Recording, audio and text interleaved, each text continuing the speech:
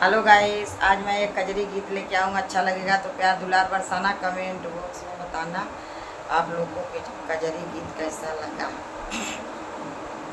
ओ कैसे खेल जईबू सावन में कजरिया, बदरिया घेरे आइल ना नदी। कैसे खेल जईबू सावन में कजरिया, बदरिया घेरे आइल ना नदी।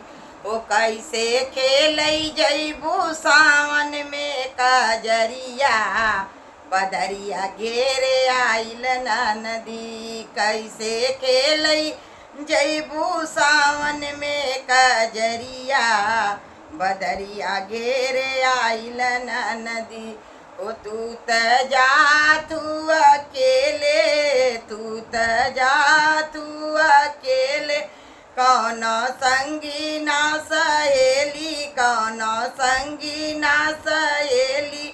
ओ गुंडा रोकिलैया तो अरी डगरिया, बदरिया घेरे आइल ना नदी। गुंडा रोकिलैया तो अरी डगरिया, बदरिया घेरे आइल ना नदी।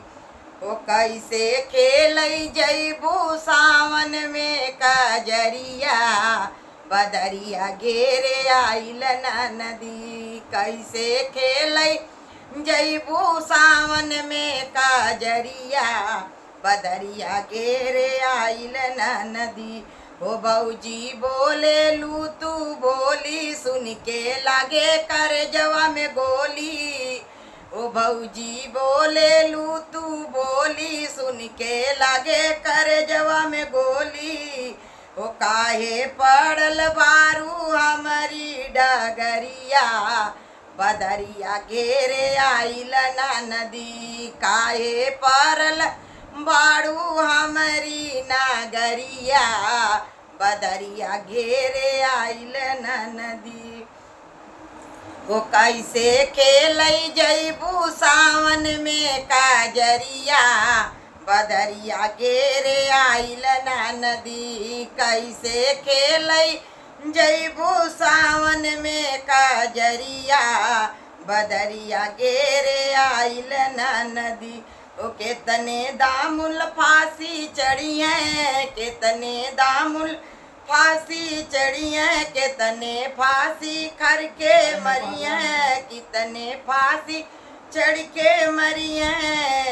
काहे परल बाड़ू हमारी डगरिया, बदरिया घेरे आइल ना नदी। भौजी काहे पड़ल बाड़ू हमारी डगरिया, बदरिया घेरे आइल ना नदी। ओ भौजी ओ कैसे खेल जईबू सावन में कजरिया, बदरिया घेरे आइल ना नदी। कैसे खेल जईबू सावन में कजरिया, बदरिया घेरे आइल ना नदी। कितने पीस जई जलिया में चकिया, बदरिया घेरे आइल ना नदी। कितने मरी जइए जलिया में पिसी जइए चकिया, बदरिया घेरे आइल ना नदी। कैसे खेल जईबू सावन में कजरिया, बदरिया घेरे आइल ना नदी।